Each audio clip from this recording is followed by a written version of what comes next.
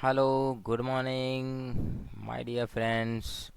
Now, today's lecture we will discuss about physiology of hearing. This is the most important question for your exam. So, you attend very carefully. Now, we discuss about the hearing process. This is the process of hearing. તો આપણે સાંભળવાની ક્રિયાવિધિ કેવી રીતે થાય છે એના વિશે જોઈએ. Every sound produce sound wave of vibration in air. તમે આ બધું જાણો છો એટલે આપણને કંઈ વાંધો નથી કે ભાઈ અવાજના તરંગો હવાની અંદર ધ્રુજારીથી જ ઉત્પન્ન થાય છે, which travel about 332 metre per second speed. The auricle because of its shape collects concentrates the wave and direct them along the auditory canal causing the tympanic membrane to vibrate. ઓરિકલ એટલે ખબર છે ને, કાનનો ભાગ જે કર્ણપલ્લવની આકાર છે ને, આકારવાળો ભાગ, એ શું કરે છે કે એના આકારને કારણે વેવ્સને કલેક્ટ કરી અને ટિમ્પેનિક મેમ્બ્રેન ઓડિટરી કેનલના મારફતે ટિમ્પેનિક મેમ્બ્રેન સુધી મોકલે છે. ટિમ્પેનિક મેમ્બ્રેનને વાઇબ્રેટ કરે છે. Tympanic membrane vibration are transmitted and amplified through the middle ear by movement of ossicles. Tympanic મેમ્બ્રેનનું જે વાઇબ્રેશન થાય છે એ તેના સાથે જોડાયેલા જે હાડકાં છે ને, મેલસ, સિન્કસ, સ્ટેપિસ, એના વાઇબ્રેશનના એના મૂવમેન્ટના કારણે અનેક ગણા એમ્પ્લિફાય થવું એટલે મોટા બને છે. At their medial end of foot plate of stapes rocks to and fro એટલે આગળ પાછળ. ઇન ધ ઓવલ વિન્ડોમાં જે સ્ટેપિસ હાડકું છે આગળ પાછળ થાય છે. સેટિંગ અપ ફ્લુઇડ વેવ્સ એટલે કે હવે આપણે વેસ્ટિબ્યુલની અંદર જે ફ્લુઇડ ભરેલું છે એ ફ્લુઇડને આપણે હલતું જોઈ શકીએ છીએ. એટલે જે ફ્લુઇડ છે એમાં તરંગો ઉત્પન્ન થાય છે. એ ફ્લુઇડ જે છે એને પેરીલિમ્પ પણ કહીએ છીએ. Perilymph of sclera vestibuli. This is the perilimp of sclera vestibuli. Vestibuli sclera is the portion of inner ear as mainly this is the section of cochlear region. Some of the force of this wave is transmitted along the length of sclera vestibuli. sclera vestibuli જે છે અંદરનું પોલાણ, એના અંદર રહેલું પ્રવાહી છે, એ પ્રવાહીની અંદર તરંગો ગતિ કરે છે. એન્ડ સ્ક્લેરા ટિમ્પેની, સ્ક્લેરા ટિમ્પેનીને પણ અસર કરે છે. But most of the pressure is transmitted into cochlear duct. જે આપણી શંખિકા સંઘ જેવી નળી છે, જલેબી જેવી, એની અંદર આવેલા પોલાણમાં પ્રેશર ટ્રાન્સમિટ થાય છે. This causes a corresponding wave motion in the endolymph. હવે જુઓ, યાદ રાખજો મિત્રો કે જે વેવ્સ છે પેરીલિમ્પને હલાવે છે, પણ પેરીલિમ્પનું હલનચલન એ એન્ડોલિમ્પને અસર કરે છે. એટલે અહીં લખ્યું છે wave motion in the endolymph resulting in vibration of basilar membrane and stimulation of auditory receptor in the hair cell of spiral organ. જે શંખિકા છે એની પાસે ઓડિટરી રિસેપ્ટર હોય છે અને ત્યાં હેર સેલ આવેલા હોય છે. એ હેર સેલ છે એ એક પ્રકારનું સ્ટિમ્યુલેશન ઉત્પન્ન કરે છે, જેને આપણે કોક્લિયર નર્વ દ્વારા મગજ સુધી લઈ જઈએ છીએ. ધ નર્વ ઇમ્પલ્સ જનરેટેડ, જે ઉત્પન્ન થયો સંકેત, pass to the brain in cochlear portion of vestibulo cochlear nerve. 8 cranial nerve દ્વારા એ મગજને મળે છે. The fluid wave is finally expanded into the middle ear by vibration of membrane of round window. હવે જે પ્રવાહી હતું પેરીલિમ્ફ, બરોબર ને, ધ ફ્લુઇડ વેવ એટલે પેરીલિમ્ફમાં ઉત્પન્ન થયેલો તરંગ, એ ફાઇનલી ક્યાં જાય છે તો મિડલ ઇયરના રાઉન્ડ વિન્ડો સુધી ફેલાય છે. The vestibulo cochlear nerve transmit the impulse. Vestibulo cochlear નર્વમાં જે સંકેત ગયો છે ટુ ઓડિટરી ન્યુક્લાઈ એટલે કેન્દ્ર આવેલું છે મગજમાં આપણું સાંભળવાનું કેન્દ્ર, ઇન મેડ્યુલા મજ્જકની અંદર, વેર દે સાઇનેપ્સ એટલે કે ત્યાં આગળ એનું પૃથ્થકરણ થાય છે. Before they are conducted to the auditory area in the temporal lobe of cerebrum. તમારે આ ખાસ યાદ રાખવાનું છે. Which is the where is the auditory area in our brain. તો in our brain there is a auditory area in temporal lobe of cerebrum. જે મોટું મગજ છે એનો ટેમ્પોરલ લોબની અંદર હોય છે. Because some fibres cross over in medulla and other remains on the same side. કેટલાક ફાઇબર જે છે એ મેડ્યુલાની અંદર એમના એમ રહે છે અને ઘણા જે છે એ ત્યાં લખ્યું the left and right auditory area of cerebrum receive impulse from both ears. બંને કાનમાંથી આવતા સંકેતોને આપણા આ જે સેન્ટર છે ઓડિટરી ન્યુક્લાઈ એને રિસીવ કરી અને ઇમ્પલ્સને ઓળખવાનું કામ કરે છે, સાંભળવાનું કામ કરે છે. અહીંયા આગળ આ સાઉન્ડ વેવની જે પ્રોપર્ટીઝ છે એ અહીંયા તમને બતાવેલી છે. ફ્રીક્વન્સી હાઈ પિચ, ફ્રીક્વન્સી લો પિચ, એટલે કે હાઈ અને લો. આપણે હાઈ ફ્રીક્વન્સી આટલી સાંભળી શકીએ છીએ, લો આટલી સાંભળી શકીએ છીએ, એ બતાવવા માટે અહીંયા આપ્યું છે. એ જ રીતે એમ્પ્લિટ્યૂડ, લો અને એમ્પ્લિટ્યૂડ. એમ્પ્લિટ્યૂડ એટલે કંપ વિસ્તાર, નાનો અને મોટો કંપ વિસ્તાર. આ જે છે ફ્રીક્વન્સી છે અને આ કંપ વિસ્તાર બતાવેલા છે. તો અહીંયા એના વિશે પણ લખવું પડે. Sound wave have the properties of pitch and volume or intensity. બરોબર. Pitch is determine by frequency. Frequency છે અને પીચ કહેવામાં આવે છે. પીચ એટલે શું? તો આ અહીંયા જો મારો હાથ રહે ત્યાંથી આ બીજો ટપ્પો પડ્યો, આ ત્રીજો ટપ્પો પડ્યો, આ ચોથો. આપણે દડાને ફેંકીએ ત્યારે દડો ટપ્પા ખાતો જાય ને, તો વિચારવાનું કે આ ટપ્પો ખાધો, પછી આ બીજો ટપ્પો, આ ત્રીજો ટપ્પો. એટલે દડાને ટપ્પા ખાવા વચ્ચેનું અંતર એને પીચ કહેવાય. અને પીચ જેટલી વધારે એટલી ફ્રીક્વન્સી હાઈ હોય.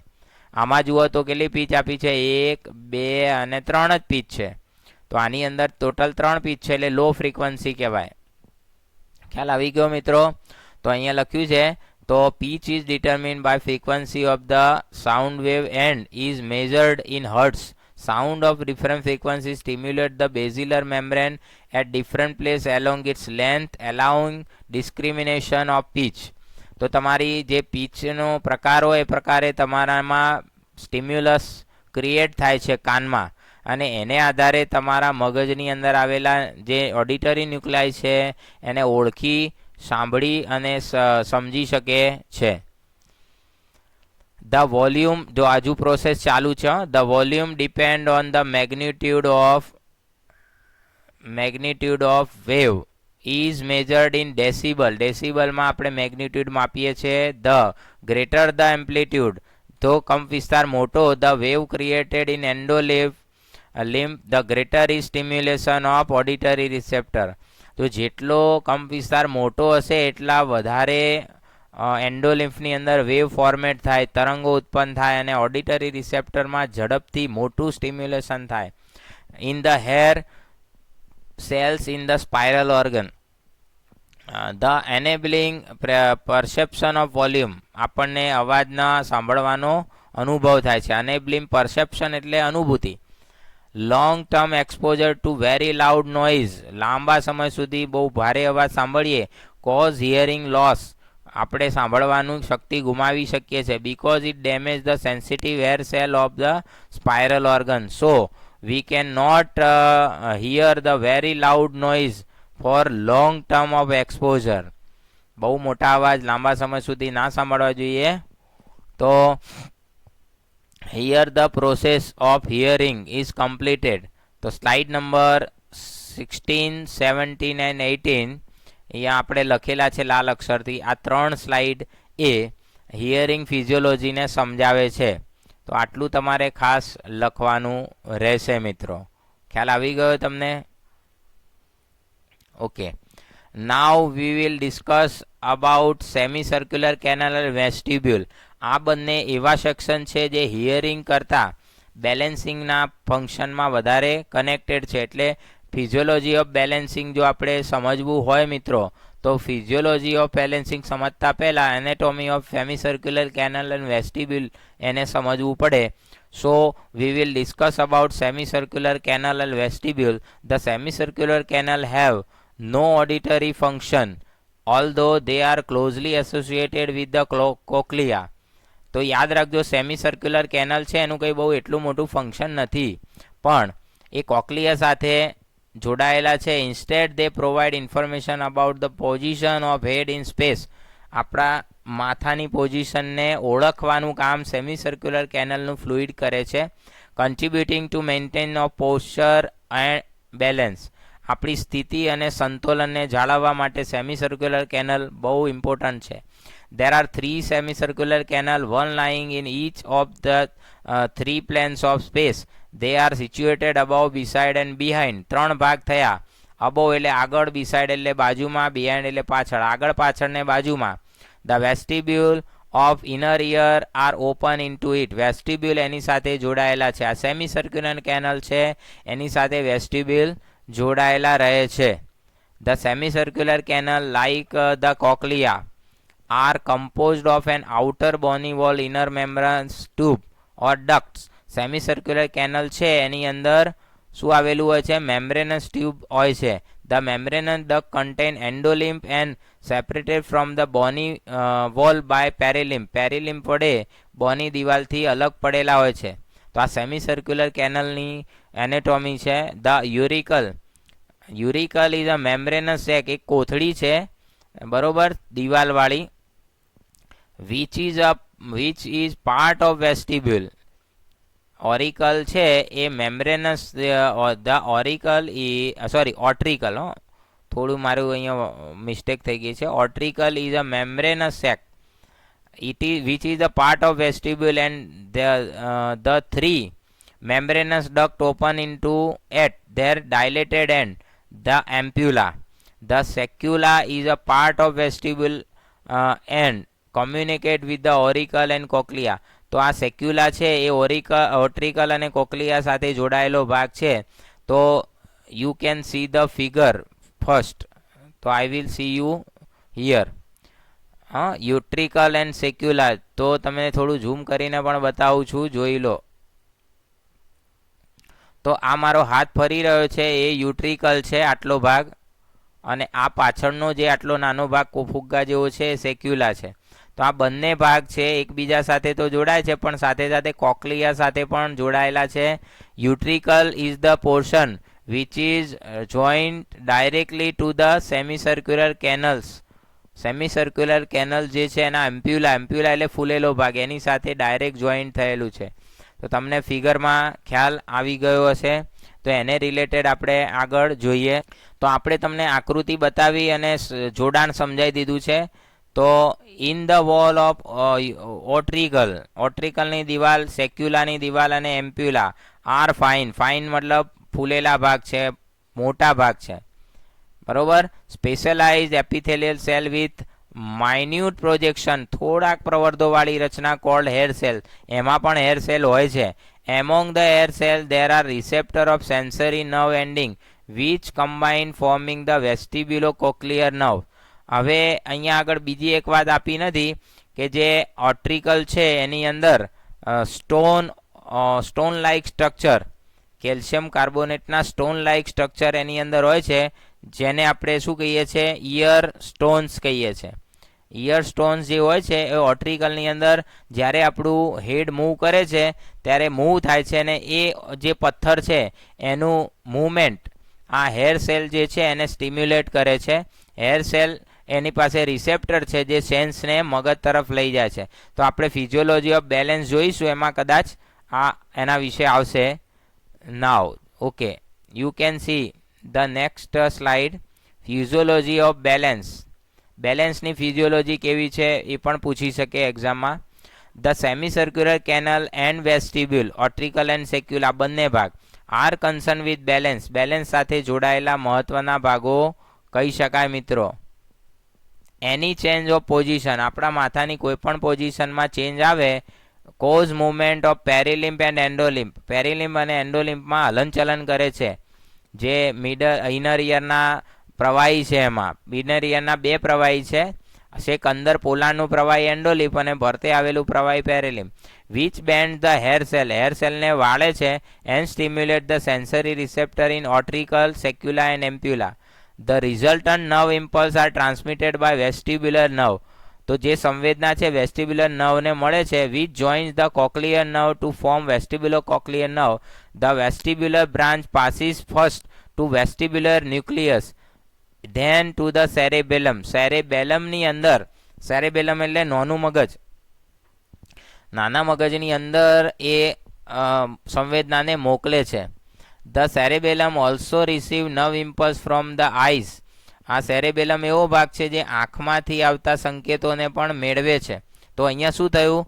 તો નાના મગજમાં આંખમાંથી આવતા સંકેતો પણ જાય છે અને આ જે ઓટ્રિકલ, સેક્યુલા અને એમ્પ્યુલામાંથી આવતા જે ઇમ્પલ્સ છે એ પણ જાય છે, એટલે કે કાનના સંકેતો પણ જાય છે. તો આંખના અને કાનના સંકેતો વચ્ચે બેલેન્સ રહેવું જોઈએ. જો બેલેન્સ ના રહે તો ગરબડ થઈ જતી હોય છે. તો અહીંયા આગળ એ લખ્યું છે એન અહીંયા લખ્યું છે proprioreceptor, sensory receptor in skeletal muscle and joint. તો આપણા સ્નાયુઓના જે મસલ હોય છે એના રિસેપ્ટર સાથે પણ આ સેરેબેલમ જોડાયેલું, એટલે કે નાનું મગજ જે છે એની અંદર આ બધા સંકેતો ભેગા થાય છે. ઇમ્પલ્સ ફ્રોમ ધીસ 3 સોર્સ, સ્નાયુઓના સંકેતો, દ્રષ્ટિના સંકેતો અને કાનના સંકેતો ભેગા થઈને શું કરે છે? Coordinate and afferent nerve impulse pass the cerebellum to the skeletal muscle. આપણા સ્નાયુઓને સંકેતો આપે છે. This results in awareness of body position.